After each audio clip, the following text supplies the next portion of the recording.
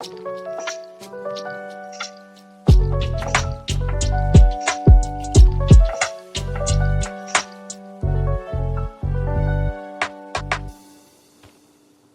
we are brewing and we're having a real conversation in a real coffee shop. So today I will be brewing you guys Colombia El Diviso paste. If you are into cinnamon, this is the perfect choice for you. Let's start. So I'm making coffee for 2 people, me and Bakhtiar today, seeing our friend Abdurrahman absconded.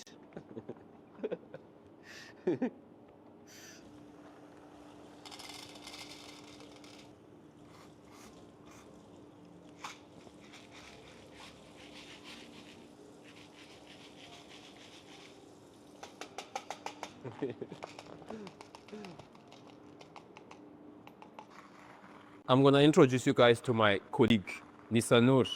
Hi everyone. What's up? Hi. You? I'm fine.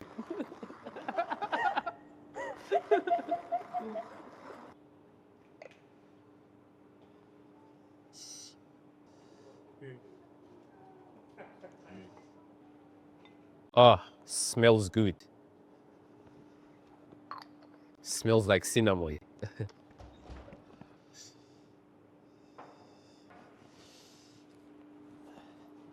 So now the most important part. For all my viewers, I've been asking a question. So what process is going to be happening now when I pour, when water is in contact with coffee? You see? A nice swell, you know?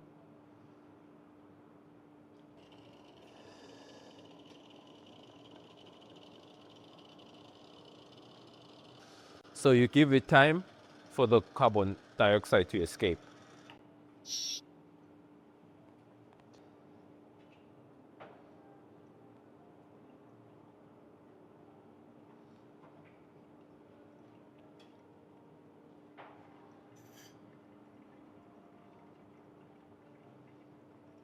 Who said making coffee wasn't interesting? Bakhtiar, are you taking notes?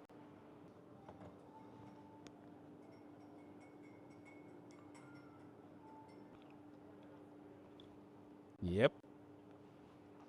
And the little swell will make it taste different. Which color do you want? Yeah. Blue. Blue? No, real men use pink.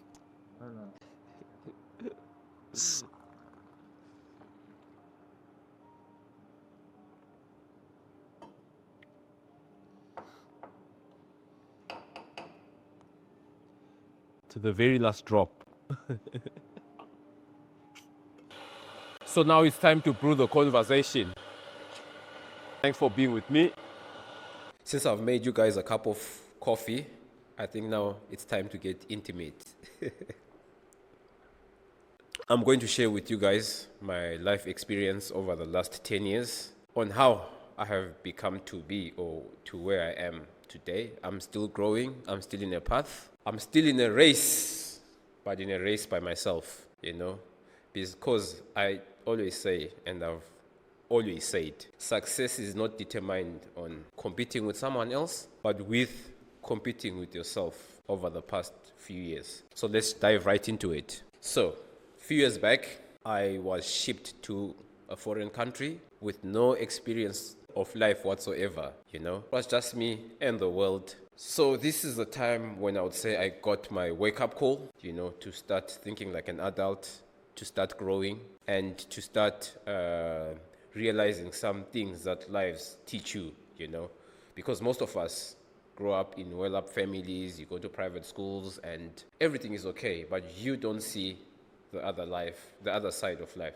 My bad. So now walking into this, so I was supposed to start university and finish in the record time, 4 years, of course. But due to financial reasons, you know how it is, you know. You're in a foreign country, back home finances are not financing. And what you have to do, you have to wake up, my friend. So during this period of time, I was so depressed. I didn't have anyone to talk to. I didn't have anyone to go to. The only person I had was myself. I'm not trying to make this a sad story. I'm just telling you guys the reality.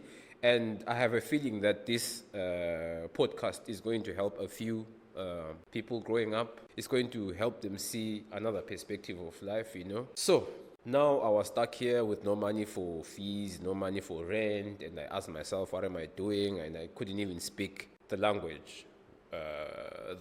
Which is Turkish, So as all people do, I started looking for a job, but the chances of you getting a job are 0.00000 because no one takes you seriously. No one can communicate with you. This is why every time when you go to a foreign place or when you go to a different region, it's better for you to learn people's culture, people's language, try and fit in. And then from there, you can start growing, you can start improving, you can then start establishing yourself in that community. Don't be ignorant, respect yourself. This is the most important thing.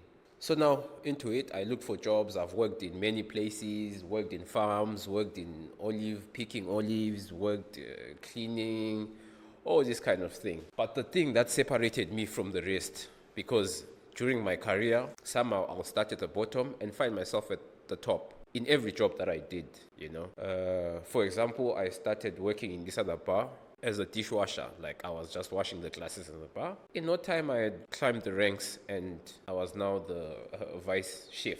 In another bar, I became the bar manager. So during my career, I had two things that I valued the most. Number one was discipline and the other one was work ethic. A lot of people mix up work ethic and discipline, but I'm going to explain this for you today. Discipline is the ability to remain consistent and focused regardless of motivation. And work ethic is the attitude towards the tasks that you are supposed to complete, So with these things, every time I knew that I had to have a good work ethic, every single time when I was given a new task or when I was given something unknown, after work, I would go home.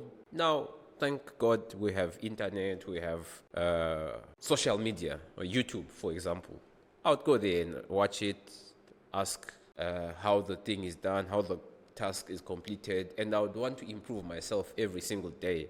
It didn't matter even if I was picking olives or cleaning outside. The most important thing was for me to do it in the best of my ability and in the most efficient way. So for example, I'll give you another example when I was watching, when I was trying to figure out how people pick olives when I was working in an olive farm. So what people do is they would hit the tree and then the olives fall down. So every time I was always trying to look for a solution on how to get the job done in time. Regardless of all this, somehow I managed to work in many places as supervisor. I got the privilege to work as a manager at well-established places, So this helped me increase my CV as well. And whilst I was doing my work, so what they say 9 to 5 is for bills and 6 to 12 is to build your empire, So I had to do a lot of side hustles whilst I was doing my 9 to 5. And there's a time I remember it was the summer.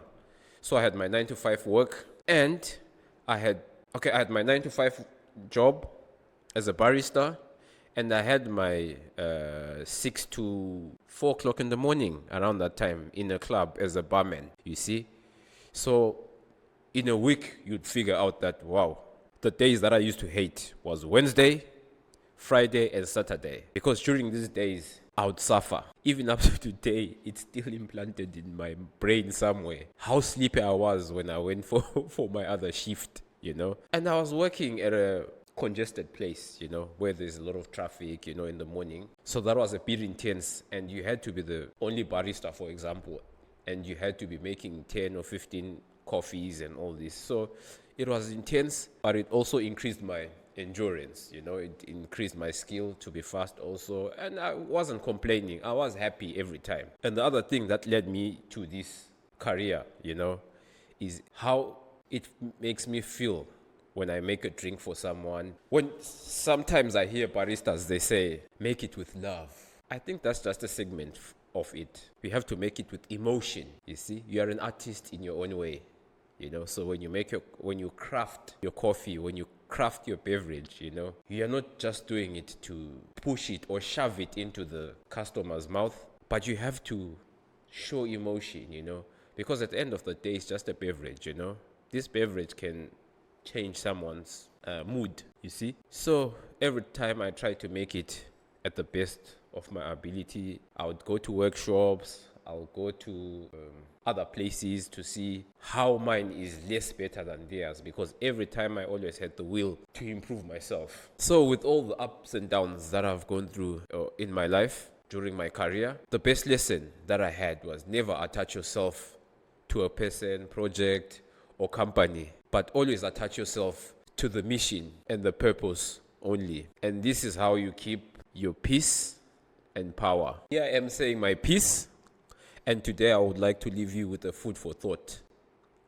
A man who avoids suffering is a slave to comfort. See you on the next episode.